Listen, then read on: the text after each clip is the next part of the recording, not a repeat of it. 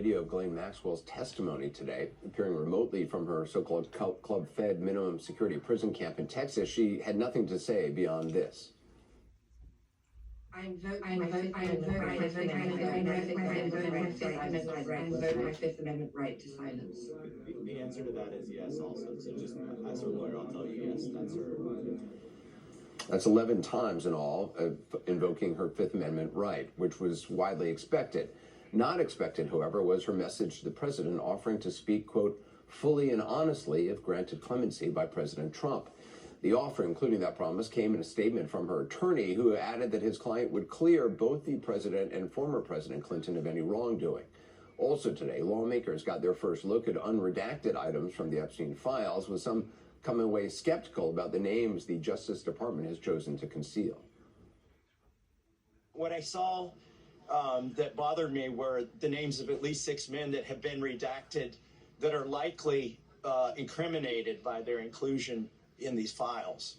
So that's the first thing that I saw. It took some digging to find them. Our law was very clear. Unless something was classified, it required it to be unredacted. And they have not complied with that law. Congressman Ro Khanna, who serves on the House Oversight Committee, joins us shortly. Committee Chairman Massey earlier today also weighed in sharply on Commerce Secretary Howard Lutnick. Secretary Lutnick, you'll remember, recently said that he cut ties with Epstein in 2005, vowing, he said, to, quote, never be in the room with that disgusting person ever again. The files suggest otherwise, showing what appears to be contact as recently as 2015. Asked today whether Lutnick should testify before the committee, Chairman Massey said this. No, he should just resign. I mean, there are 3 people in Great Britain that have resigned in politics.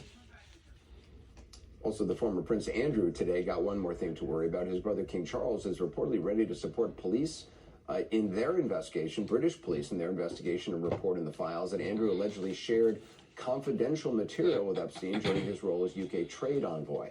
On top of that, Britain's Prime Minister Keir Starmer spent the day trying to save his job after, as Congressman Massey mentioned, the resignations of several key advisors in connection with the Epstein scandal.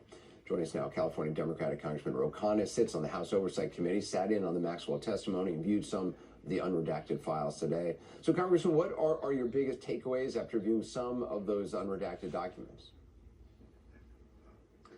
That too much of it was still redacted. Anderson, you'll remember that in March, the FBI had 1,000 personnel going through these files. Donald Trump had ordered them to go through the files, and they made many redactions. And it looks like what happened is those files were redacted then, and then they sent